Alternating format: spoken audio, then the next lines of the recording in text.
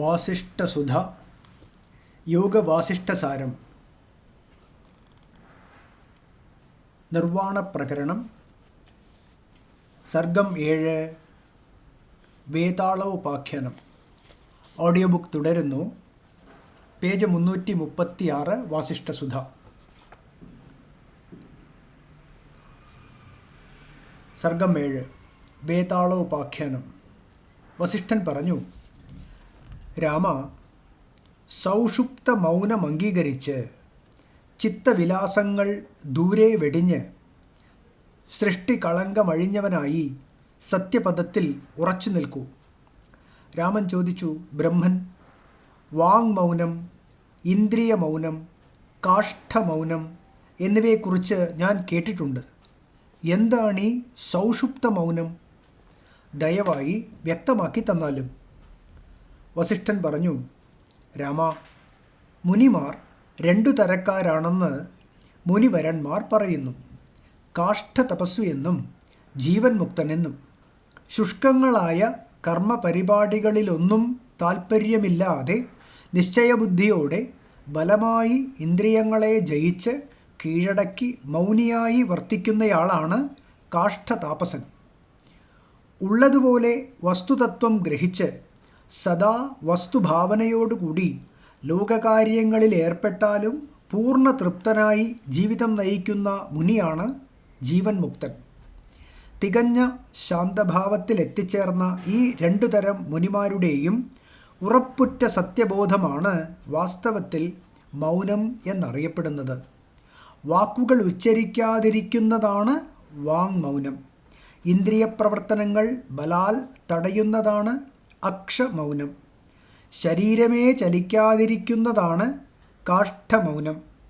കാഷ്ഠപദത്തിന് തടി എന്നർത്ഥം. കാഷ്ഠം പോലെ നിശ്ചേഷ്ടമായിരിക്കുന്നതാണ് കാഷ്ഠമൗനം. ഈ 3 തരം മൗനങ്ങളിലും ചിത്തവാസന അവശേഷിക്കും. ബലാൽ നേടുന്ന മൗനങ്ങളാണിവ. ഈ മൗനങ്ങൾ പരിശീലിക്കുന്നയാളാണ് കാഷ്ഠതാപസൻ. ജീവൻ മുക്തൻ്റെ മൗനം ഇവയിൽപ്പെടുന്നില്ല. നാനാത്വദൃഷ്ടി വെടിഞ്ഞ് ഏകമായ അനാദ്യന്ത സത്യത്തിൽ ഉറപ്പു വന്നയാളാണ് ജീവൻ മുക്തൻ. ധ്യാനത്തിലേർപ്പെട്ടാലും വ്യവഹാരത്തിൽ കഴിഞ്ഞുകൂടിയാലും അദ്ദേഹത്തിൻ്റെ മൗനമാണ് സൗഷുപ്ത മൗനം. നാനാത്വ വിഭ്രമത്തിന് ഹേതുവായ ജഗത്തിൻ്റെ വസ്തുസ്ഥിതി ധരിച്ച് സംശയരഹിതമായി ജീവിതം നയിക്കുന്നതാണ് സൗഷുപ്ത മൗനം. അനേക ജീവരൂപം കൈക്കൊണ്ട് വിളങ്ങുന്ന ഒരേ ഒരു ശിവൻ തന്നെയാണ് ഈ വിസ്താരമേറിയ ജഗത്ത് എന്നിങ്ങനെ ഉറപ്പുവന്ന് സങ്കല്പങ്ങൾ ക്ഷയിക്കുന്ന അനന്ത അനുഭവമാണ് സൗഷുപ്ത മൗനം. ആകാശം വെറും ആകാശമല്ല. ഇക്കാണുന്ന പലത് ഉണ്ടെങ്കിലും ഇല്ല എന്നു തീരുമാനിച്ച് സമശാന്തമായി ജീവിതം നയിക്കുന്നതാണ് ഉറക്കത്തിലെന്ന പോലെയുള്ള സൗഷുപ്ത മൗനം. 2 തരം യോഗികളാണ് ഈ സൗഷുപ്ത മൗനത്തിൽ എത്തിച്ചേരുന്നവർ. ഒന്ന് സാഖ്യയോഗിമാർ, മറ്റേത് യോഗയോഗിമാർ. ജ്ഞാനയോഗം വേണ്ട പോലെ ഉറപ്പുവന്ന് സഹജ സമാധിയിലെത്തി നിൽക്കുന്നവർ ജ്ഞാനം കൊണ്ട് യോഗികളായവരായതുകൊണ്ടും അവരെ സാഖ്യയോഗികൾ എന്ന് പറയുന്നു. പ്രാണനിരോധം, ചിത്തനിരോധം തുടങ്ങിയ ഉപായങ്ങൾ കൊണ്ട് അനാമയമായ ശുദ്ധബോധാനുഭവത്തിലെത്തി നിൽക്കുന്നവരാണ് യോഗയോഗിമാർ.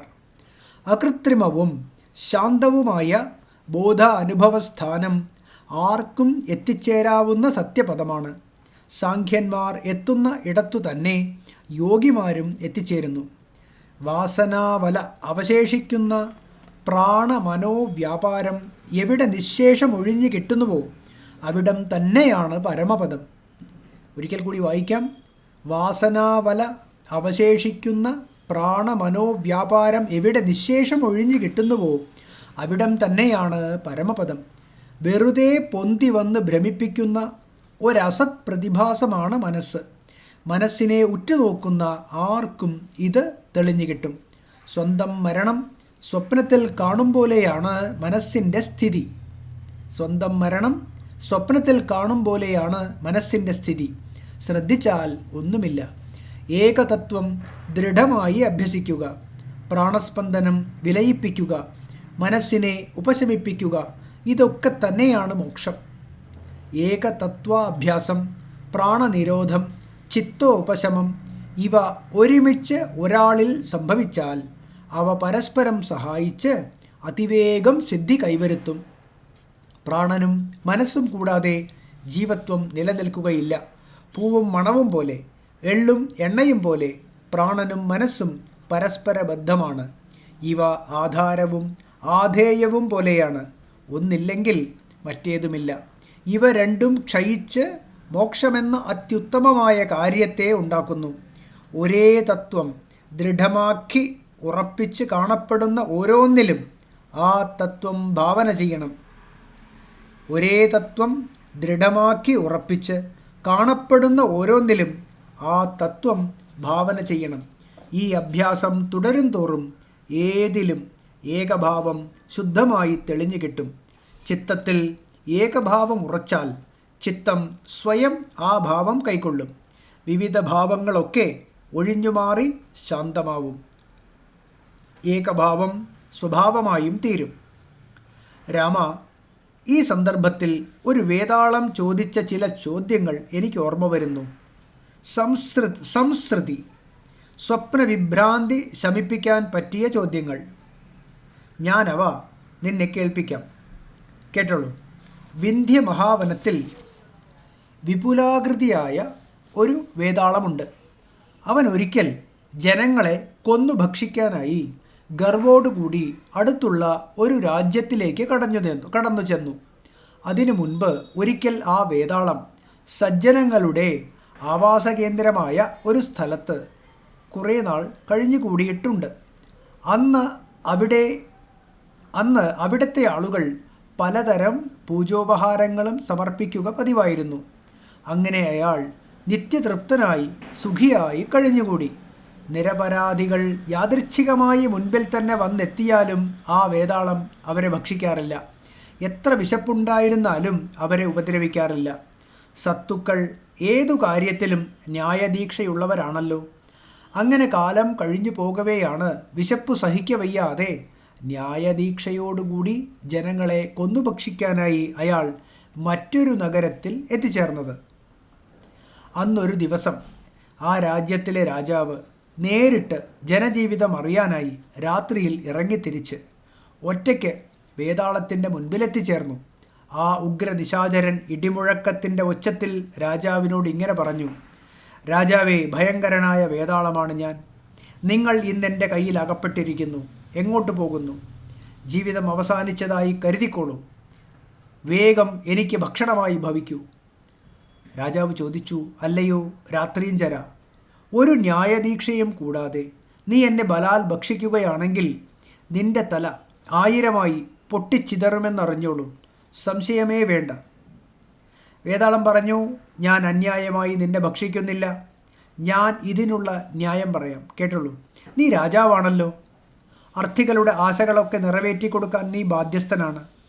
ഞാൻ അർത്ഥഗർഭങ്ങളായ ചില ചോദ്യങ്ങൾ നിന്നോട് ചോദിക്കുന്നുണ്ട്. വേണ്ട പോലെ ഈ ചോദ്യങ്ങൾക്കുള്ള ഉത്തരങ്ങൾ എന്നെ കേൾപ്പിക്കണം. ഏതു സൂര്യൻ്റെ കിരണങ്ങളുടെ കൊച്ചു കണികകളാണ് ബ്രഹ്മാണ്ടങ്ങൾ? ഏതു കാറ്റു തട്ടിയാണ് വലിയ ആകാശ കണികകൾ പ്രകാശിക്കുന്നത്?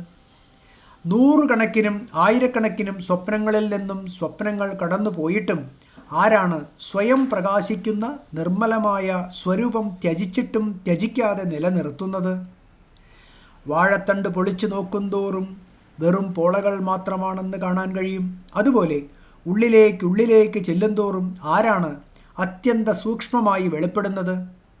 വലിയ ബ്രഹ്മാണ്ഡ മണ്ഡല ഭാഗങ്ങളായ സൂര്യൻ, മേരുപർവ്വതം ഇവയെ ഒന്നിനെയും ഉപേക്ഷിക്കാതെ തന്നെ ഏതൊരണുവിൻ്റെ പരമാണുക്കളാണ് അണുത്വം കൈവിടാതെ വിളങ്ങുന്നത്?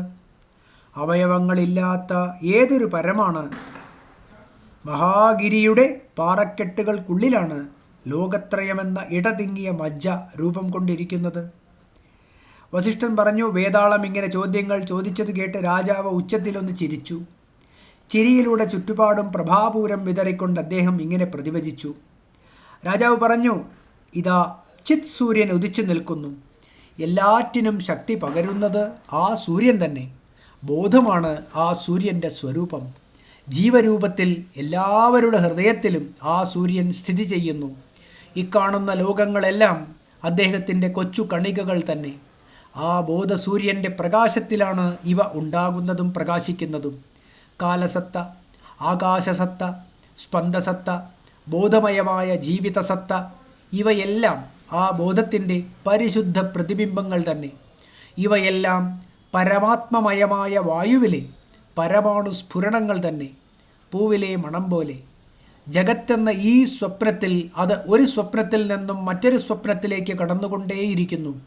സ്വരൂപം നഷ്ടപ്പെടാതെ ശാന്തമായ ബ്രഹ്മം തന്നെയാണ് ഇങ്ങനെ പെരുകി കാണപ്പെടുന്നത്. കദളി സ്തംഭം ഉള്ളിലുള്ളിൽ പോളകൾ മാത്രമായിരിക്കുന്നത് പോലെ വിശ്വമായി പ്രവർത്തിക്കുന്നുണ്ടെങ്കിലും വിശ്വമായി വിവർത്തിക്കുന്നുണ്ടെങ്കിലും ഈ ബ്രഹ്മം ഉള്ളിലുള്ളിൽ ബോധം മാത്രമാണെന്നറിയേണ്ടതാണ്. സൂക്ഷ്മമായതുകൊണ്ടും ഇന്ദ്രിയങ്ങൾക്ക് വിഷയം അല്ലാത്തതുകൊണ്ടും പരമാത്മാവ് പരമാണുവാണ്. അനന്തമായ ഈ പരമാണു തന്നെയാണ് മേരു തുടങ്ങിയ പർവ്വതങ്ങൾ പോലും കാരണമായി വർത്തിക്കുന്നത്. ഈ പരമാണു തന്നെയാണ് മേരു തുടങ്ങിയ പർവ്വതങ്ങൾക്ക് പോലും കാരണമായി വർത്തിക്കുന്നത്. മേരുപർവ്വതം തുടങ്ങിയവ പോലും അതിൻ്റെ അനന്തതയുടെ മുന്നിൽ പരമാണുപ്രായങ്ങളാണ്. ഇന്ദ്രിയങ്ങൾക്ക് വിഷയമല്ലാത്തതുകൊണ്ട് പരമാത്മാവ് പരമാണുവാണ്. എന്നാൽ എവിടെയും നിറഞ്ഞു നിൽക്കുന്നതുകൊണ്ട് മഹാഗിരിയാണ്. എല്ലാം അതിൻ്റെ അവയവങ്ങളായി തോന്നുന്നുണ്ടെങ്കിലും സർവവ്യാപിയായതുകൊണ്ട് ആ സത്യം അവയവങ്ങളില്ലാത്തതാണ്. ബോധരൂപമായതുകൊണ്ട് അതെല്ലാറ്റിനും അധിഷ്ഠാനമാണ്. ഈ ബോധവസ്തുവിലെ ഇടതിങ്ങിയ മജ്ജയാണ് ജഗത്രയം. ഹേ സാധു, ബോധം ഇടതിങ്ങിയതാണ് മൂന്ന് ലോകവും എന്നറിയൂ. വസിഷ്ഠൻ പറഞ്ഞു. ചോദ്യങ്ങൾക്ക് രാജാവിൻ്റെ സംശയരഹിതങ്ങളായ ഉത്തരങ്ങൾ കേട്ടതോടെ വേതാളം ശാന്തനായി. വിചാരം ചെയ്തറിഞ്ഞ ആത്മതത്വം വ്യക്തമായി പ്രകാശിക്കുന്നവയായിരുന്നു ഉത്തരങ്ങൾ. വേതാളം ശാന്തനായി ഏകാന്ത സ്ഥാനത്തേക്ക് മടങ്ങി. വല്ലപ്പോഴും ഉണ്ടാകാറുള്ള വിശപ്പിനെ മറന്ന് ഏകാന്ത ധ്യാനത്തിൽ മുഴുകി. ഇത് ശ്രീ വാൽമീകിയെ മോക്ഷോപായേ നിർവാണപ്രകരണേ വേതാളോപാഖ്യാനം നാമ സപ്തമഃ സർഗഃ. Audio book തുടരുന്നതാണ്.